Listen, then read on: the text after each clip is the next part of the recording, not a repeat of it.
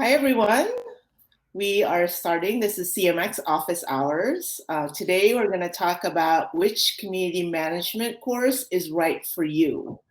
For many of us who've been in community for a while, we learned on the job, primarily because there were not a lot of training courses or classes you can take in university to become a community manager.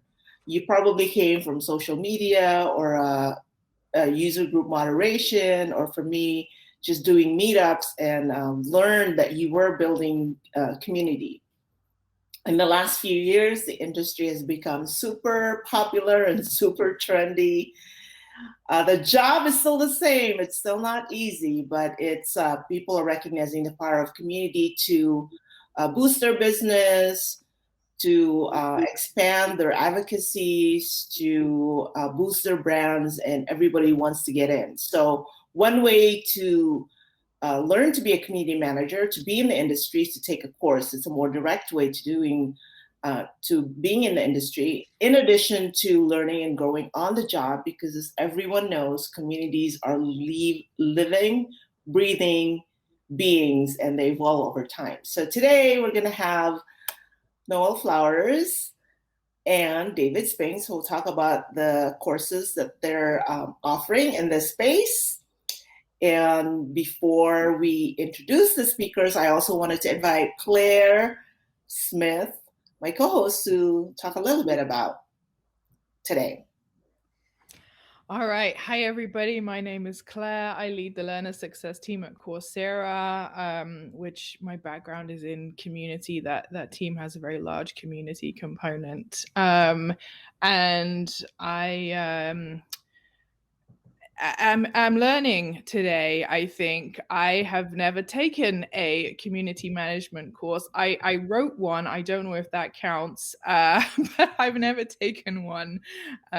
So I'm really interested to hear and learn more. Although actually, if we're counting reading books, I have read a few books. Although David, have not found time to read yours. Although I do own it, but haven't actually read it yet. Sorry.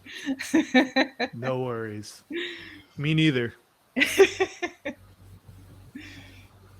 Okay, so I wanted to invite the speakers to go ahead and introduce themselves. Let's go ahead and do that. After that, we're going to do Q&A right away. Cool. Noelle, you want to go first? Sure. And David, I know you have to leave a little bit early too, so let me know if you want to jump on first or anything like that. But my name is Noelle. I run C-School over at ComSor, so a cohort-based course for community managers. But just like, I guess a little bit about me and my background. I started off my career actually as a public high school teacher. So I've had education sort of running through my veins since the very beginning of my career. And then I actually ran the community program over at Teachable. So working in sort of like an ed tech context. And now my role is really kind of like weaving together those two experiences of doing community and ed tech and building online courses and also just like traditional education. And one thing I'll say, I forget who mentioned this, but somebody said like, does reading a book count?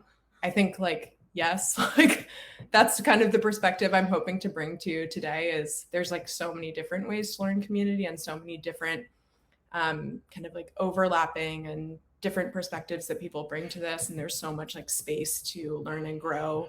And I'm really excited that there are multiple options in community management to learn about it now. And we all have sort of like different learning styles. That's what I'm hoping to kind of talk about today. David, to you. Yeah, thanks. So yeah, I'm David Spinks. Started CMX largely in part to be able to provide education on how to do this work. Because when I started doing this work 13 years ago, there was not any training programs. There was no guidance on how to be a community manager. You just had to kind of figure it out on your own. And so CMX started with a conference, which is basically like, well, I still don't really know what I'm doing, but I'm meeting a lot of people who do. So let's put them on stage and share what they're learning. And then over time, over all those years, just wanting to take things that we learned from all of our great speakers, from our own work building community, from my own experience building community, from my team's experience building community, and start to put it into training programs that essentially can bring frameworks, tools that can help people who do this work have common language is like one core thing. Just when I started this work, people used 100 different words for business value of community or engagement in community, and they defined it in all these various different ways. And so it made it hard to collaborate with across like different companies with different community managers and just have a common language, have a common understanding of how to do this work. And so that's kind of at the core of why we started CMX and why we're still doing it today. And that's to, bring more standards to this industry and make the path easier for the next generation of community professionals and community driven businesses. And absolutely, to Noelle's point, like, I mean, it's really cool to see. When I started, there were zero, and then like there were like a few of us building courses over the last, 10 years or so, and then only in the last year to 2 years, it's kind of exploded. And you have C School now. You have Rosie Sherry, who has her course. There's the On Deck community course, everything that Tina just did a ton of work to review, all the different courses that are out there. So it's really cool to see this ecosystem of education starting to form. It really speaks to the maturity in the industry. And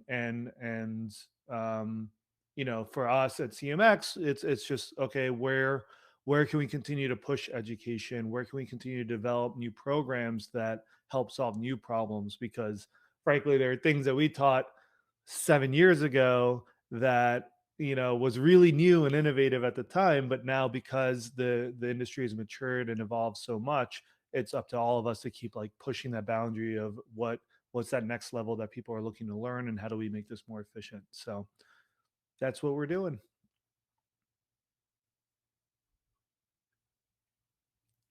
Oh, Tina, you're muted.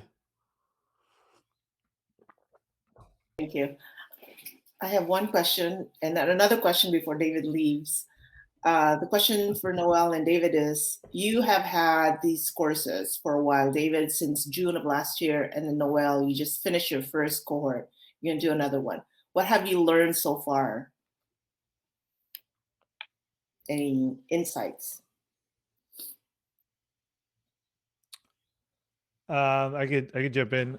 Well, so, and just to clarify too, like the course that we have now is really built on, several previous versions of the course. So I think we launched the first, it used to be called the Fundamentals of Community Management, like 5-6 years ago.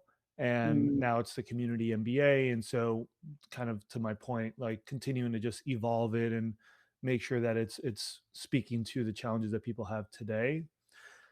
What have I learned? I mean, I think back to Noelle's point, I've learned that people learn in many different ways. And we've done everything from live workshops to cohorts to study groups to on-demand courses to writing a book to just having lots of free videos and one-off courses from CMX Summit. And people just are all very interested in learning in very different ways. Some people really love the on-demand version. We used to also do on demand, but it would drip out 1 week at a time. But then half the people would ask us if we could just release it all at once because they just want to bang it out in a week. And other people are like, 6 weeks wasn't enough. How am I going to do this? So it's just really varies, and having kind of different formats of the same exact content turns out to be really helpful for a lot of people. So funny, David, that you say that, because I like coming from Teachable and working with a lot of creators who made online courses. I've heard a lot of like similar types of things that, students will kind of come in, you'll come up with like the perfect way that you want to produce the content, which obviously as a course creator, you really care about. And then people are like, oh, you dripped it this time. Now I want it all on demand. And it's very like, people are very different and flexible in how they learn. But I guess one thing that I'll note I learned about learning, but also the industry in general, is that what it means to be a beginner in community is really shifting. And I think that sort of, even entry level roles, like the ante is constantly being upped for what's expected of community managers. And where, like, when I started my first community role at Teachable, I was really moderating a big Facebook group, and I didn't know what the heck I was doing. And my role really had a lot to do with reacting. And I think now what is expected of community managers, and rightfully so, as the industry professionalizes, is for them to be more proactive. That's something that we've tried to work with within C School, is offering more a broad version of what community management means. So folding in more about content strategy and operations and stakeholder management, and looking for people who are individual contributors to really still be able to contribute at a really high level, and not necessarily be coming in from only the very, very furthest entry point into community management. Yeah. And you gave me another thought too, Noelle, is that the fact that 201 and 301 level programming is starting to exist now, right? I think for the last 13 years, it was all 101, because it was all just how do we get the baseline of education and standardization for an industry. And we get this feedback all the time from a lot of our veteran community pros and CMX, is just CMX Summit was great. I met a lot of great people, but I really want more 201, 301 level content. And for a long time, we're just what does that mean? What even is 301 level community content, when we're still trying to standardize, what are the fundamentals of this work? What are the ground level kind of programs? But I think now, and I know C School's launching kind of the next level up for more experienced people. It's we're starting to get more definition as roles become more specialized. That's something that's interesting, that's shifting in the industry, because now you have people who focus all on community operations, or all on community programming and engagement, or all on community events, or all on community marketing. Each of those is its own discipline that has a lot of depth.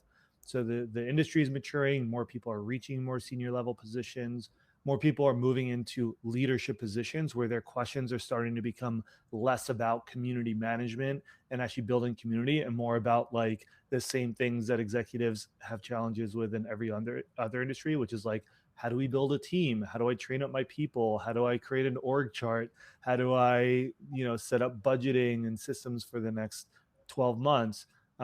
So we're just seeing a lot more maturity, and as a result, education is going to try to follow to figure out how to standardize this stuff and be able to teach it.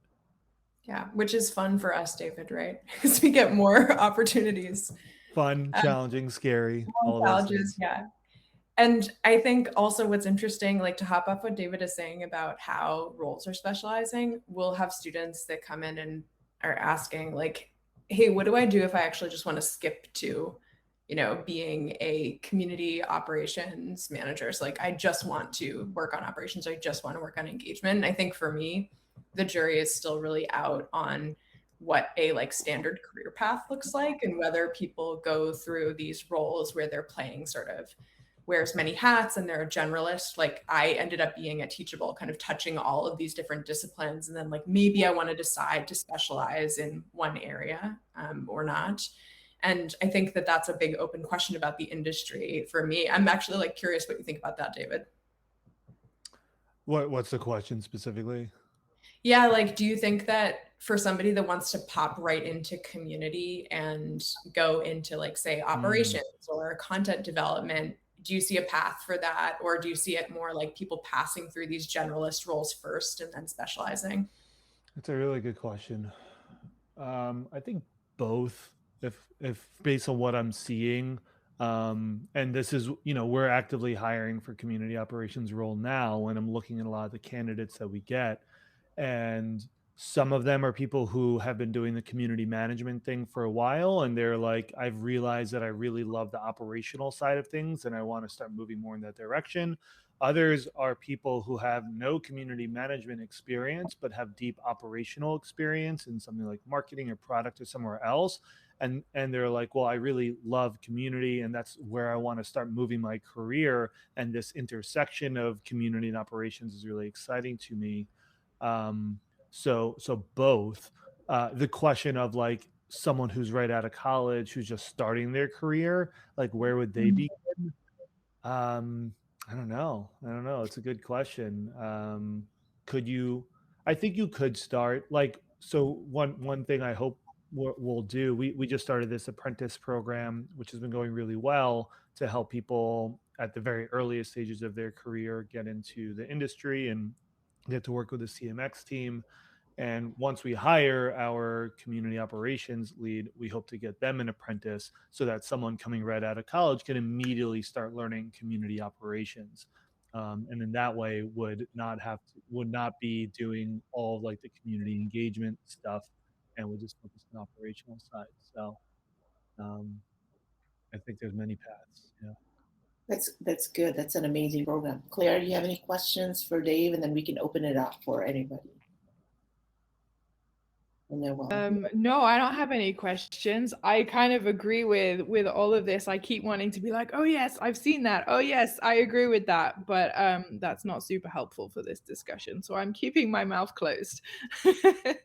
So everyone else in the audience, please go ahead and unmute yourselves, put yourselves on video or not, and ask questions from our panelists. Don't all jump on at once. Yeah, I'm also kind of just curious to hear from the people that are here. Like, what brings you to this chat? Are you exploring community education programs? Are you kind of in a certain part of your career looking to up level something and trying to figure out what the best way is? Like, should I be reading a book? Should I be practicing this particular project? Just love to hear that.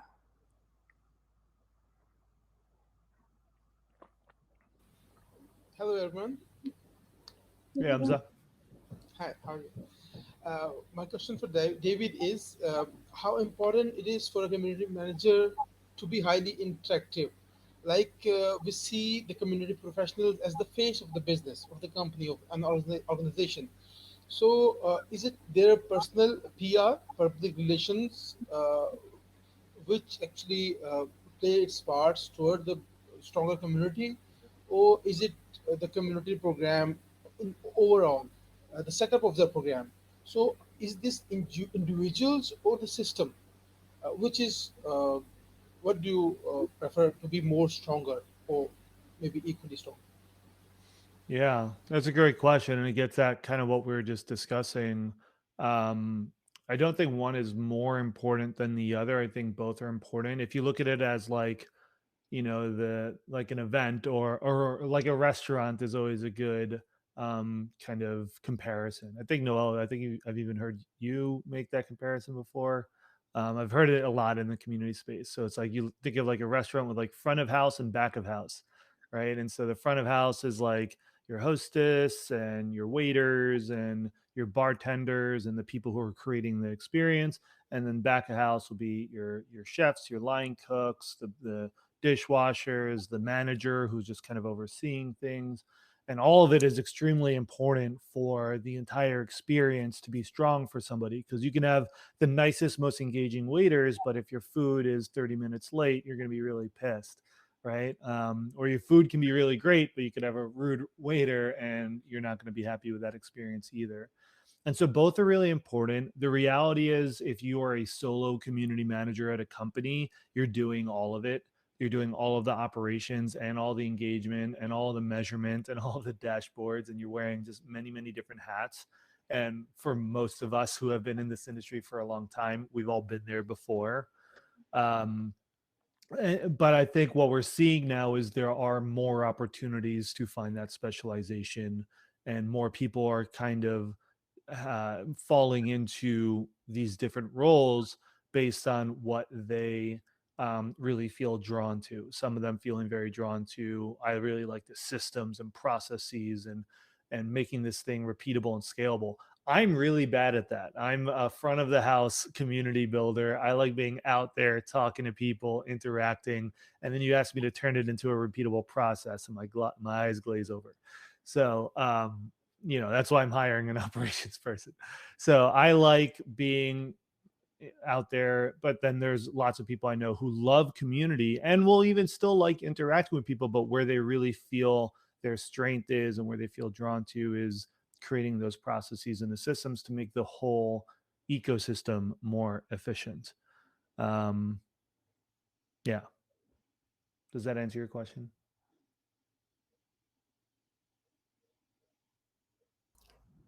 If I can, I jump in here with some thoughts? Please do.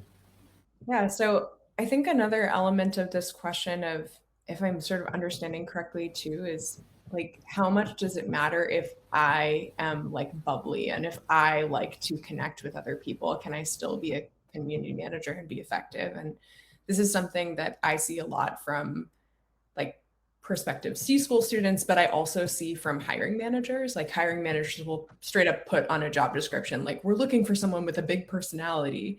And this really like flies in the face of what I see as like the reality of community management.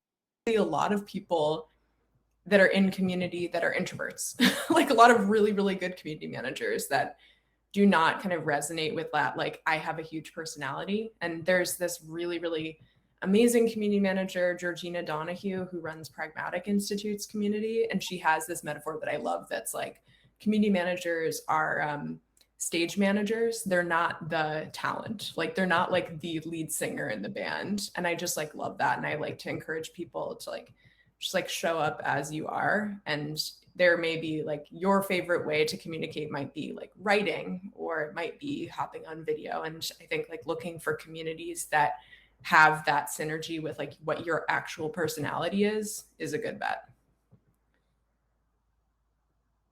I think a lot about this, and this conversation comes up a lot. I think that's true, and there are also types that are also on stage, like community leaders who also do like to be, um, building their own reputation, right? And like I definitely fall into that bucket. Like Noelle, you create a lot of really amazing content out there, and like have your own reputation and affinity within the community. And I think about affinity as a topic a lot with community because I talk about it with my team, because we have some people who like join the team as like an apprentice or something, and it's weird because sometimes like I'll post something and it'll get a lot of responses, and they'll post like the same thing and it won't get responses. Why does that happen? It's because people develop affinity.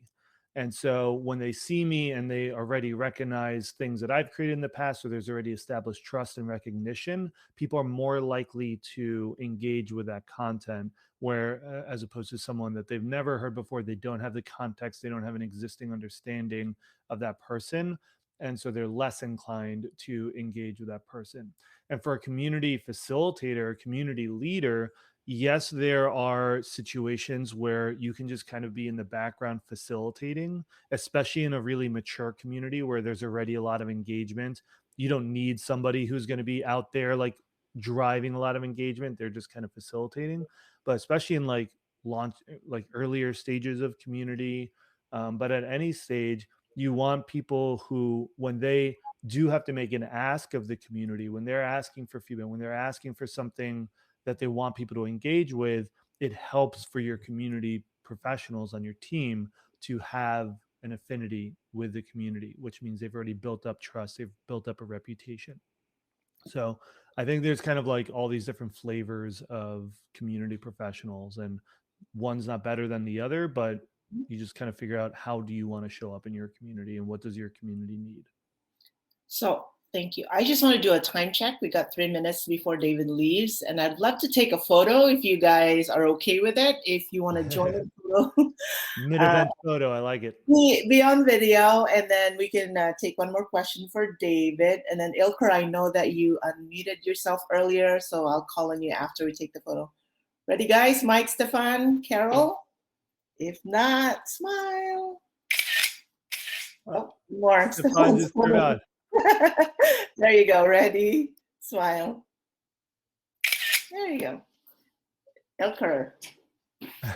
Hello, hello, and it's such a great event, and thanks for staging this. So I'm going to go back to the question, Noel's question about education and everything. The reason why I'm here, it's great that I managed to catch David before he went. So the reason why I'm here is about a little bit about standardization. Let me try and see if I can pull this together very very quickly. I used to deliver PMI grade project management courses, and basically one of the concepts PMI and project management professional certification is the PMO, which is the project management office. Basically, standardization of all the project management concepts and processes across the company. Now we see many companies running more than one community. So basically, now there's very little resource about, for example, things like community center of excellence or a community management office, or even a structure like PMI, Project Management Institute, maybe a community management institute. So CMX is probably the closest we can get to such, let's say, a community-led community body doing this. So basically, just picking your minds here, if there is a need, I believe that there is, for both the standardization of training courses. There are many, but maybe some certifications, some generally regarded certification is good. And secondly, some more focus on how the community processes can be standardized across a company. So obviously, because David's going to go out first, I'd love to hear his thoughts before he went, and then basically everybody else. It's a big question. I know Tina's asked me about this a bunch too. And I'm curious to hear, Noelle, your thoughts on it as well. Yeah, trust me, I've thought long and hard over many years over like what would a very official feeling like community management association institution look like that can provide very like official feeling and sounding certifications. And I mean, like I guess one part of me thinks that that would be the other part. Like, do we even know what like standard community management looks like yet? To the extent that we can like say yes, you've like project management has a bunch of well accepted, adopted standards for how to do project management. And accounting has that. Like you look at a lot of the things that have very official certifications to them, and it's like there's well accepted standards in how to do it, even education and teaching, right? Like getting your teaching certification. Community, it just in some ways feels like we could do it, right? Like we can create a really tough exam and like a lot of like training courses on how to complete that exam and charge people a lot of money for that exam, and it'll probably feel important and work well. But then the other part of me is just like, who are we to say that this is the right way to build community and this is the standard of the whole industry? So I don't know. The way we've gone about it is just like, let's provide really great training programs to the best that we can, and offer certificates at the end to kind of help our students show off that they completed that course. And if we can make the education really great, then that certificate should carry weight, right? Because if you look at how people use these things at the end of the day, they use it to get jobs, they use it to get promotions, to get validation from their team, from all these different things. It's like a reputation thing for your career. And if a training course and the brand is strong enough, then the certificate will carry weight. If it's not, then does it really help to have one? I don't know. Noelle, what are your thoughts? We're very aligned. Like, short answer, I think we're just like not there yet. I think it said, well, I guess like when it comes back to the idea of what's official, that can come from different places. That can come from like an actual accreditation body or like what universities do to be able to get like an edu domain and stuff like that, right? So that can be just like a list of boxes that you have to tick to be considered official, or that can come, like David said, just from industry credibility. So then you look at something like getting certified in Salesforce, where it becomes something that carries a lot of weight, even though it's not like accredited by a university body or anything like that. It's still really, really valuable for people to be able to get a job, to be like officially Salesforce certified. And that might carry a lot of weight for people. But I think what I'm really focused on with C-School, and what I think David and I are very aligned on from our perspective, is like, it's more important right now to offer education that's like genuine. So it comes from research in the industry, comes from what we're seeing, and like remains open to evolving, I guess, as the industry is evolving too. Yeah. And I would also, last thing I'll say too is, like, for it to really work, it would need a truly independent body. And if we're being honest, Yes, great point. CMX was acquired by Bevy, C-School's part of ComSor. Like, we have business objectives we're driving toward that isn't just purely like, accrediting an industry. And so ultimately, I think if it were to happen, it would need to be a truly like independent, nonprofit sort of body that is doing that kind of work. I'll do it. Do it, Tina. David, anything else before you leave? I don't think so. I mean, if anyone has any other questions or anything specifically about, we have 2 courses right now, the MBA and our C2C course. We'll be launching more courses soon. So yeah, if you ever have any questions about it, you can always DM me on the CMX Slack. Very happy to help. And yeah, just appreciate you all joining us. And yeah. Hi, can I ask a quick question, David? Because I'm actually Sure. from the UK, and quite interestingly, Ilka's from PMI. I actually work for Association for Project Management, which is the chartered body for the UK. Right. And I run their community. What I find is, because I'm working with professional qualified project managers who already consider themselves community-based, they've got knowledge management, they've got the risk management, they've got all of those skills already in it. To actually getting them to recognize the importance of the community as a place for them to engage and connect with each other, that I find myself feeling I am professional at what I do as a community manager, but because I haven't got that certificate, I haven't got that qualification that says actually I know what I'm doing. I feel when I'm in that professional setting, you feel a bit sort of not quite there, but a little bit of an imposter syndrome. And I just wondered if I don't know if it's like that globally or just in the UK, just if there could be some sort of certification that just did give you that all-round, like a project management qualification does, that there's lots of theory to community, and then you need to adapt it. I appreciate you've got to go, David, sorry. I really had to jump, but Tina and Noelle and everyone else will probably have great answers for that. All right, I'll see you all later. See you. Bye, David.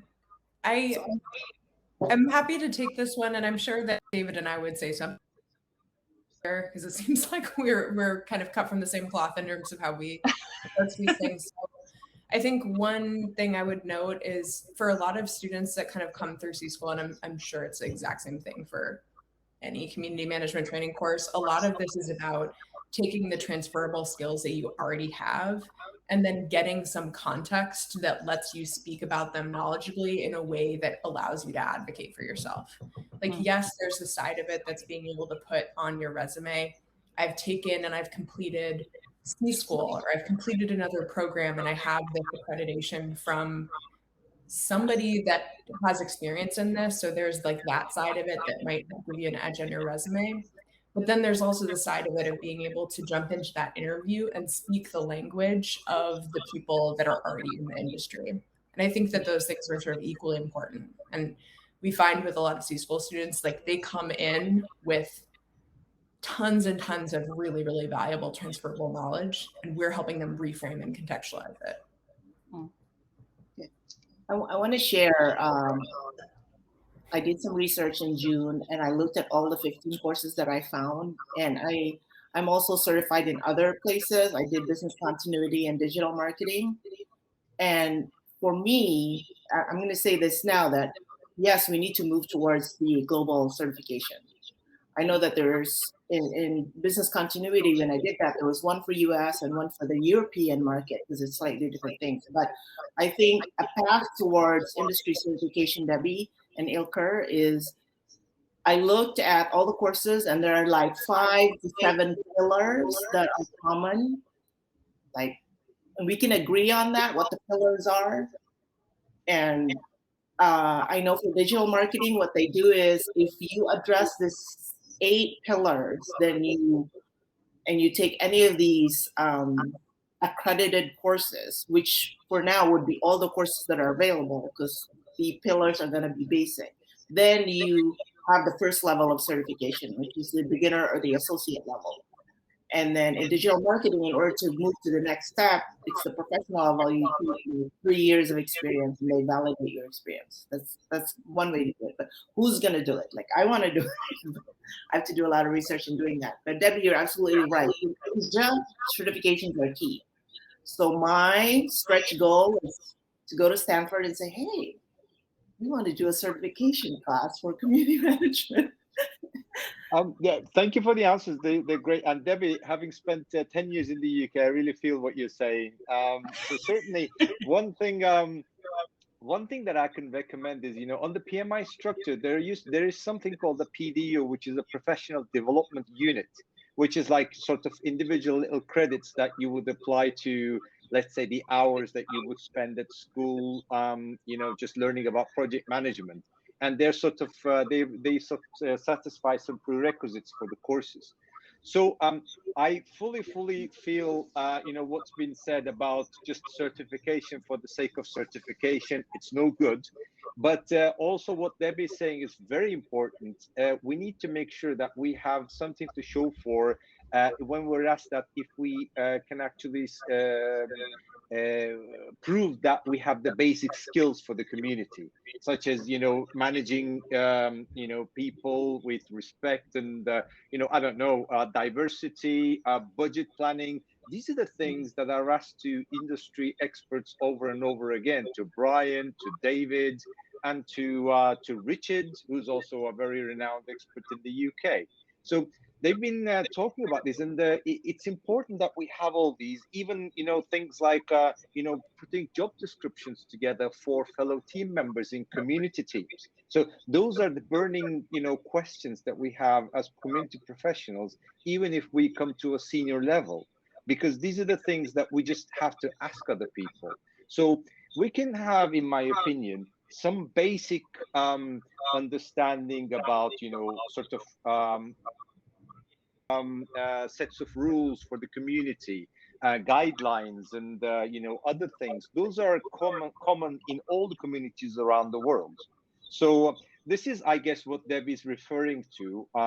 Just managing people, having all sorts of conversations. So in PMI, they had to evolve because they were on a waterfall arrangement earlier, and then when Agile arrived with the technology, they were stumped, and they just had to come up with some new ways of assessing community management, sorry, not community, project management skills.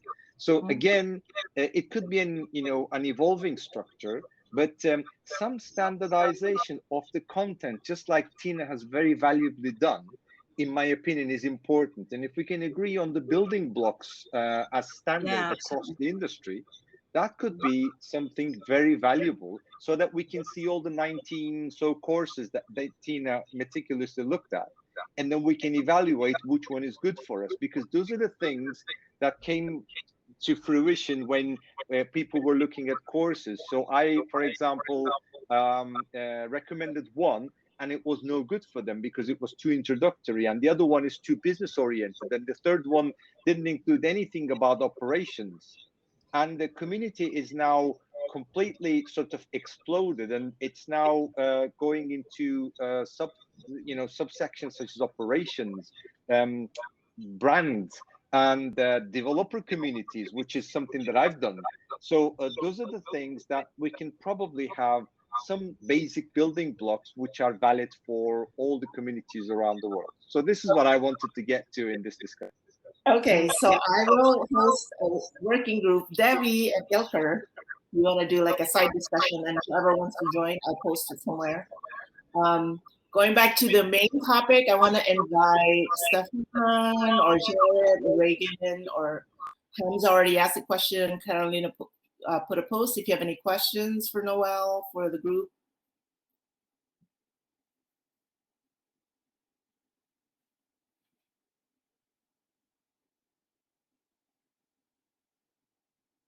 How long can I be quiet? Noelle, I just want to ask,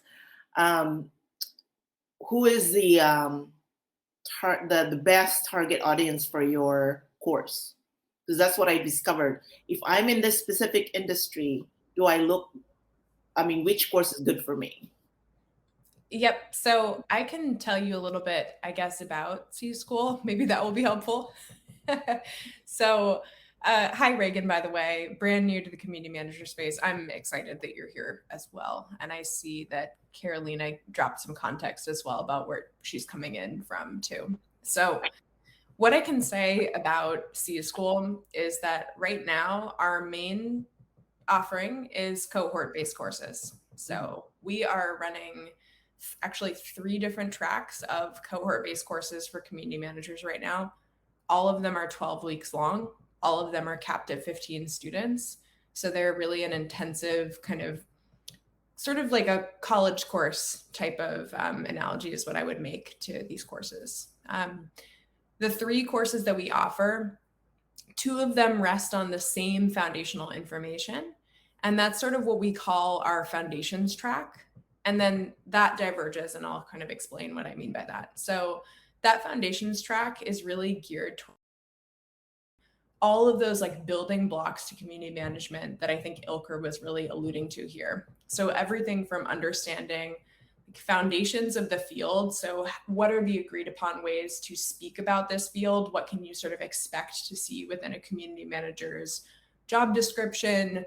All of those types of things, all the way up through best practices for engagement and moderation, setting community guidelines, operations, producing a community strategy, evaluating technology.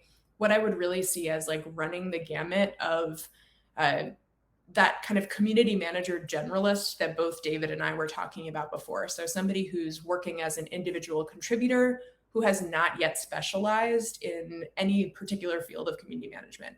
So that track that we offer, we actually run it on 2 different sort of diverging audiences. One we call the coaching track, and that is our version that culminates in a one-on-one coaching arc with an expert. And that is intended for people who are already employed in community management and who have just yet not gotten training in it specifically and are looking to kind of nail down those foundations and then be able to get expert help applying that to their role. On the flip side, we have a version of that we call our career track, which is the same foundational knowledge, but it's for career changers. So it's for people who are trying to get a job in community management, and it helps them actually like get curated interviews with folks from our career network. It helps them with a career fair. We do a mock interview cycle. So these are sort of like different catered services for people in different, I guess, like phases within community management. And then the last track that we offer is something we just launched. And actually that track was co-developed with Brian Oblinger, who I heard Ilker mention as well. And that's our leadership track. And that is more catered towards folks who are already experienced and have nailed down those foundations of community management, but who are now stepping into leadership roles and are managing things like executive communication, or who are managing designing budgets, pitching headcount, all of those types of different things. So that's kind of how we're looking at the different tracks right now. So yeah, if anybody has questions about that, I'm happy to answer them. But that's how we sort of see the pillars of community management. Thanks, Noelle. I put her link on the school link on the chat. And David, welcome back. We're just talking about the different tracks in C School. Thanks. Yeah, it was a 15-minute meeting. Imagine that. Love that. That's always an exciting one.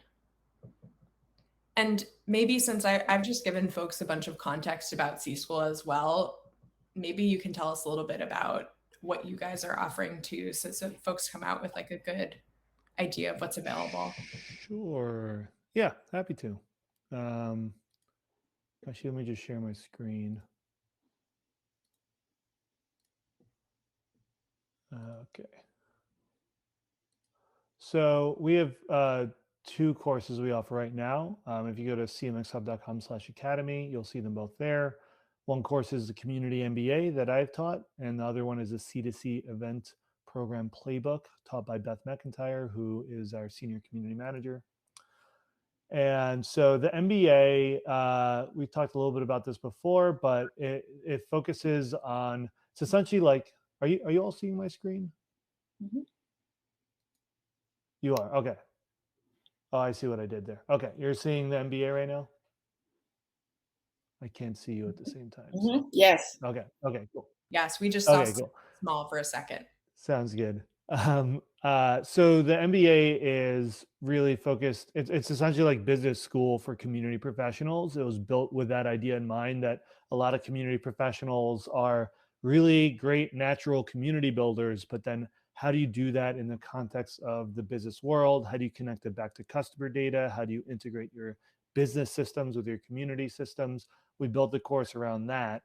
And so you can see the full outline. Start off very high level, just kind of giving the common language on why community is a competitive advantage, why it's valuable for businesses, why businesses should invest in it. So like some people take this course because they're trying to get more buy-in internally. And Mm-hmm. this gives them a lot of the language and tools and systems to be able to communicate to executives why they need more buy-in and budget. For others, it's just investing in it for the first time as their company, or just trying to understand how to design their strategy for the next 3 to 12 months. So it starts off high level. What does it mean for a business to build community?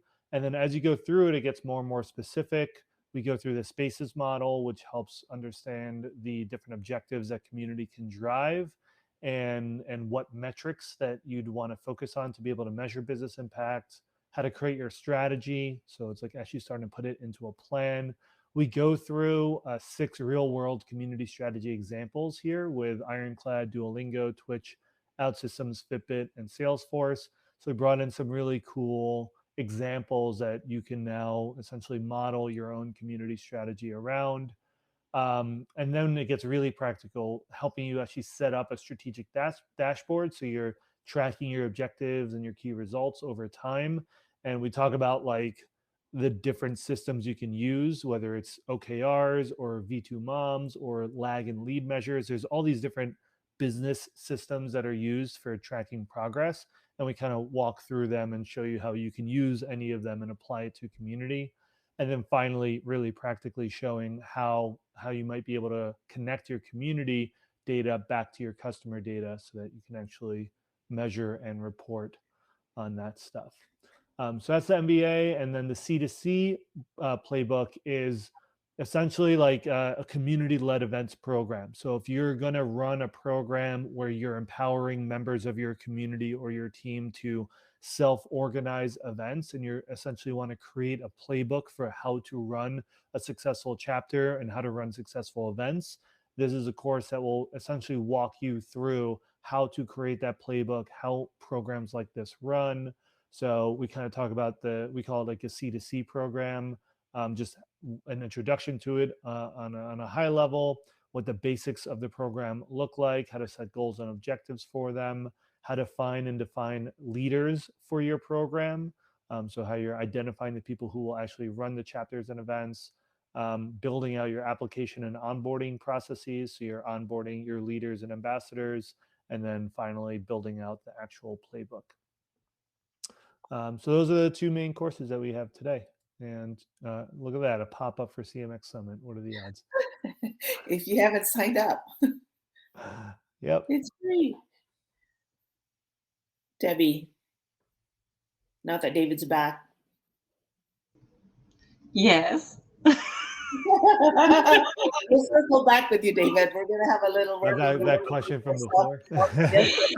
No, I mean, I think, as you say, Noelle's answered it, and okay. I mean, it's just, I recognise everything that you're saying, and in particular in the UK, there are so many people pushing, and I don't know if you've heard of this latest. I don't know if it's me that's just come to it new, or it is new. Is this Community Institute? Have you heard of this? It's based in Portsmouth in America. But it's called communityinstitute.com, and they're doing a course for community managers, which I was looking at. But again, it's like, is it got any credibility? And it's that, I don't know. And I think that's what's really missing for me is, as I work in project management, with a chartered body, if you want to be recognised as a chartered project professional, then you go and you do the APM qualification in the UK. So it's a bit like architects and surveyors and things like that. Where you need to go, and there isn't that with community. Yeah. And I think it's very hard if you're starting out, or like me. I mean, I've been a community manager now for getting on 20 years, but you wouldn't know it. You wouldn't. I've got nothing to put behind my name to say, yeah, she knows what she's doing. Well, we all know you know what you're doing, Debbie. Well, I don't know about that, but I do know what I'm doing. I ran the disability charity Scopes Community. Yeah. And we set all that up, and we had massive engagement going on. Yeah. But I've got nothing other than me saying that that's what I've done. Okay, we're going to do a charter institute of community management. I mean, it takes a while to get chartered, of course, but you do need that. You need that. I mean, I'm looking at your MBA course, and thinking, that's got some credibility. So. Right. I mean, and that is how people use, like, a lot of people do take the course, and the certification becomes something that they add to their LinkedIn, and they add it to their resume, and it's helped them get jobs. And I know people do that with C School as well, and other training programs. I mean, it's interesting to think about, right? Like there's a couple interesting elements where, one, the question is, do companies care about a certification, right? If companies are hiring for community and they're expecting a certification, then a certification becomes really important. It's a little bit chicken or the egg, because they can't expect it until it exists, but it won't maybe exist until there's demand for it. And it's interesting to just think about, like, why do some professional industries have it and others don't? Like, if you look at marketing, there isn't really like known institution that like certifies you in marketing. And I think maybe in that's in part because it's just not a very formulaic kind of work. It's almost more of like a creative work that is very different. And you could be certified in marketing and be a shit marketer, right? But if you're certified in accounting or project management, you at least know that, like, all right, you know the processes, you know the systems. And I think communities may be similar in that way, right? It's there are processes and systems, but at the end of the day, it's almost more of like a creative effort that's hard to, like, if I'm hiring right now for a community role and someone has a certification, that definitely has impact. If I'm actually like putting myself in the hiring manager's shoes now as I'm hiring, like if someone came and go like, I'm certified in this, and I knew the certification was like very rigorous and tough, yeah, that probably would carry weight, especially for some of those more operational back end roles. but like more important to me is, you know, the actual results that that person has driven for a company, and the impact that they had in their career. And yeah. And just to add to that, it's quite an interesting point, because obviously you were saying earlier that, you know, the extrovert, the person that wants to be the real face of a community compared to the person in the back end. I think when you're recruiting and hiring people, as an example, when I was hiring people to run and work in my team on the Scope website, because it was a disability one, the people that came to me, I was really looking for people that had lived experience of disability, because that community needed people that would have the empathy and the understanding of all the topics that are coming in. So I do believe there is a theory to building and creating and managing a community, but then there's that softer, which I always find, you know, the soft skills, they're the hardest skills. They're not soft, you know, it's how you communicate, how you moderate. Those are the things that aren't easily taught, because they come from lived experience. They come from experiencing and running a community. So I'm not sure you can qualify that, but I think you can do the theory. You can do, you know, you do need to think about the safeguarding and the operational and the technical functions that you need, because there's so many providers out there of different software. What does your community need? And I think it's having somebody that knows to ask those questions. And I think that's what, you know, you sort of look for. I need someone to say, yeah, she knows what the question, or he or she knows what questions to ask. Yeah. Hey, Okay. if we're being real, someone just needs to build it.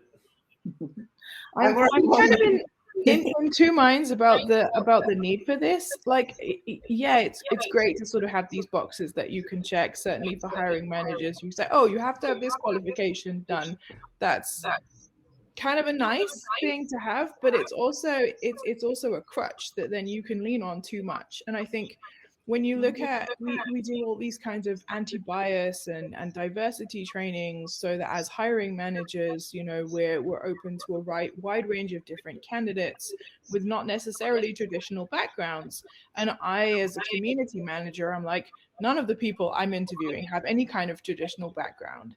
And this is sort of great, because I can't be like, oh, you have to have done a community management degree from XYZ university, because that simply doesn't exist. So it forces you to really look at, can someone do these skills? And so I'm kind of hesitant to provide a crutch that people could lean on instead of actually looking at things from that perspective. I've got to leave as well. Thank you for the answers to the questions that I've opened.